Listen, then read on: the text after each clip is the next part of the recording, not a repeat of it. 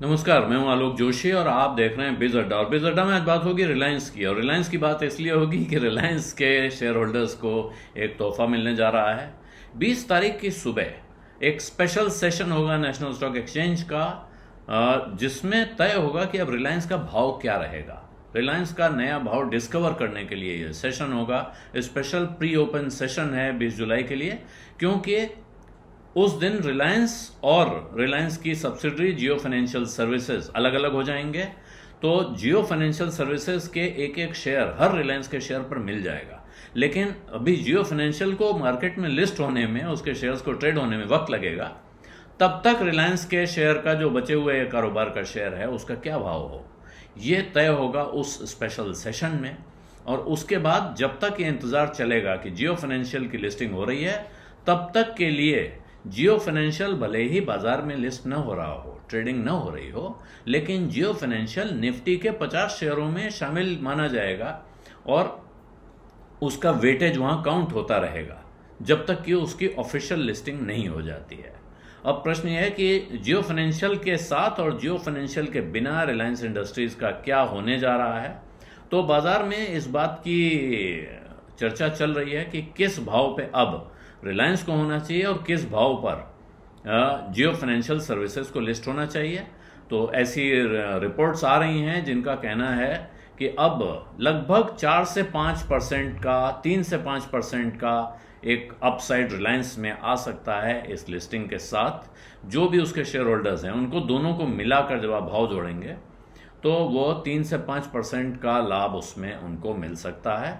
और अंदाजा ये लगाया जा रहा है कि ये जो शेयर है इसका लगभग 168 रुपए का इसका भाव आना चाहिए, लोग इसको कह रहे हैं। लेकिन ये 168 का भाव नुआमा ने निकाला है, लेकिन अलग अलग ब्रोकरेजेस उस पर अलग अलग भाव लगा चुकी हैं। लेकिन अब भाव कहाँ खुलेगा पता नहीं है। लेकिन ये भाव आपने लगाया है, साथ में आप रिलायंस इंडस्ट्रीज का भाव कितना कम करके देखते हैं, ये तय करने के लिए वहाँ लिस्टिंग के पहले का जो स्पेशल सेशन होना है, उस सेशन में 20 तारीख को यह तय होगा। क्योंकि 20 तारीख के बाद से रिलायंस एक्स ट्रेड करेगा, एक्स डीमर्जर, तो वो उस रिलायंस का भाव 20 तारीख को तय हो जाएगा।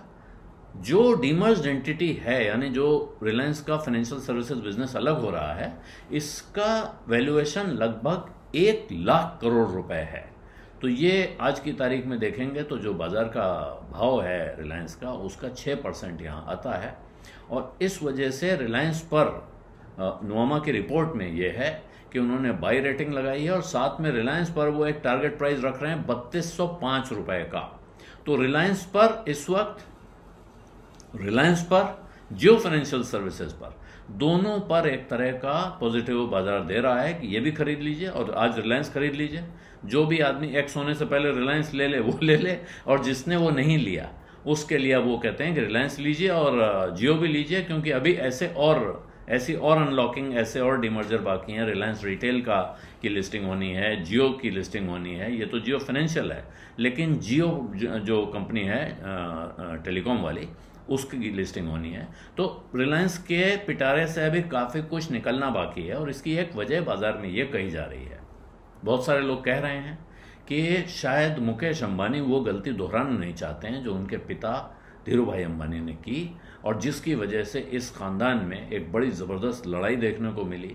पूरे देश में, क्या दुनिया में, इस बात की चर्चा हुई कि साहब भाइयों में प्रॉपर्टी का झगड़ा हो रहा है। तो मुकेश अंबानी इस तरह से कारोबार को स्ट्रक्चर कर देना चाहते हैं जिसमें उनके बच्चों के बीच ये साफ हो कि किसके हाथ में क्या कारोबार है, कौन चलाएगा, कैसे चलेगा, क्या कोई क्रॉस होल्डिंग होंगी, इसका शेयर उसके कारोबार में रहेगा या नहीं रहेगा। ये सारे फैसले करके एक क्लीन बिजनेस बांट दिया जाएगा और जो बच्चों के हाथ में अलग अलग कारोबार की कमान होगी जिसको वो आराम से चला सकें, बाद में उनके बीच इस तरह का कोई विवाद खड़ा न हो। ये बात परिवार के अंदर की बात है।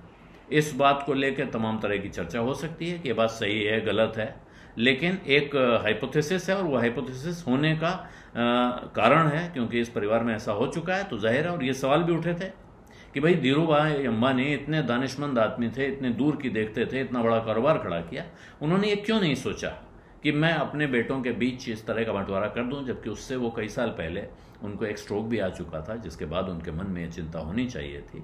तो शायद इस बात में कुछ दम है, हो सकता है इसमें कोई दम ना हो, लेकिन तब भी रिलायंस इंडस्ट्रीज का कारोबार भविष्य में कैसे चलेगा, वो जिस तरह के कारोबारों में हाथ पैर फैला रही है उसको अलग अलग तरीके से कौन लीड करेगा। और अगर आप उसके पिछले कुछ एनुअल जनरल मीटिंग्स देखें तो वहां दिखता है कि कौन किस कारोबार को लीड करने की दिशा में बढ़ रहा है, ये साफ साफ बताया जाता है। टेलीकॉम का कारोबार उनके बेटे आकाश अंबानी के हाथ में, रिटेल का कारोबार उनकी बेटी ईशा अंबानी के हाथ में, और जो O2C कारोबार है, जो ट्रेडिशनल कारोबार कहलाता है या जो एनर्जी बिजनेस है, अब वो ज़्यादातर हिस्सा उसका आपको अनंत अंबानी के, जो उनके छोटे बेटे के हाथ में दिखाई पड़ता है। क्या ये इसी तरह से होने जा रहा है? क्या यूं स्ट्रेट लाइन बंटवारा हो जाएगा या अभी कोई कॉम्प्लेक्स पिक्चर सामने आएगी? ये कहना बड़ा मुश्किल है, लेकिन रिलायंस इंडस्ट्रीज जितना बड़ा ऑपरेशन है उसको इस तरह से चलाने के लिए, एफिशिएंटली चलाने के लिए और उसकी पूरी ताकत जिसको कहते हैं फुल पोटेंशियल हासिल करने के लिए भी शायद ज़रूरी है कि उसमें मैनेजमेंट स्ट्रक्चर्स बहुत क्लियर डिफाइन हो, अलग अलग हो जाएं। भले ही उनकी होल्डिंग कंपनी एक रहे, क्या होल्डिंग कंपनी मॉडल वहाँ आएगा ये भी एक सवाल है। अभी तक रिलायंस में होल्डिंग कंपनी मॉडल नहीं है। जो बाकी बड़े बिजनेस हाउसेज में देखिए, एक होल्डिंग कंपनी होती है जिसके शेयर परिवार के पास होते हैं और उसके बाद उसकी सब्सिडरीज होती हैं जो कारोबार चलता है, जिनकी मेजॉरिटी होल्डिंग, जिनका मेजॉरिटी शेयर होल्डिंग कंपनी के पास होता है, उनके बाकी शेयर बाजार में होते हैं, उनमें ट्रेडिंग होती है, उनका वैल्यूएशन होता है और उनको प्रोफेशनल मैनेजमेंट चला रहा होता है। परिवार आराम से बैठ के अपना कारोबार करता है, बिजनेस के डायरेक्शन देता रहता है, बातचीत करता है, लेकिन वो रोजमर्रा के पचड़े में नहीं पड़ता है। क्या रिलायंस इंडस्ट्रीज उस रास्ते पे बढ़ेगी? ये कहना बड़ा मुश्किल है। अभी तक रिलायंस का कारोबार बहुत हैंड्स ऑन मैनेजमेंट रहा है। मुकेश अंबानी खुद, उसके पहले उनके पिता और उनके भाई साथ में हुआ करते थे, तब वो लोग बहुत हैंड्स ऑन चलाते थे कि हम हर काम खुद देखेंगे, खुद करेंगे। आज की तारीख तक ये चल रहा है, लेकिन अब रिलायंस किस रास्ते पे जाएगा कहना बड़ा मुश्किल है जब तक वो सामने ना आए। इसीलिए अब सबकी नज़र एनुअल जनरल मीटिंग पे अगली, क्योंकि AGM में रिलायंस में बड़े बड़े ऐलान आते हैं।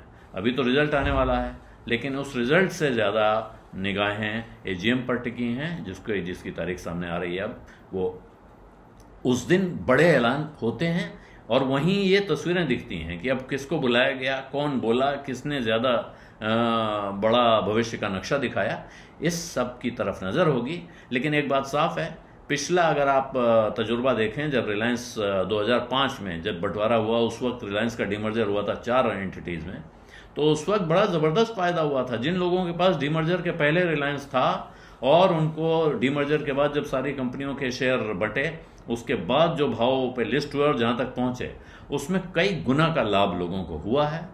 तो इसलिए भी डीमर्जर को बाजार बहुत बारीक नज़र से देखता है कि कब डीमर्जर हो रहा है, कितना हो रहा है, इसमें कितना फ़ायदा हो सकता है। इसको वैल्यू अनलॉकिंग बाजार की ज़ुबान में कहते हैं।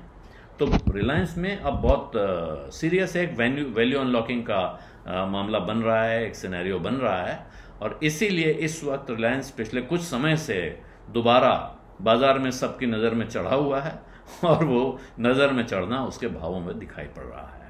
बीज अड्डा में आज इतना ही। अब इजाजत दीजिए, धन्यवाद, नमस्कार। बिज तक प्रीमियम, यहाँ आपको मिलेंगे ढेरों फायदे, तो आज ही YouTube पर ज्वाइन करें। बिज तक प्रीमियम मेंबरशिप 159 रुपए से शुरू।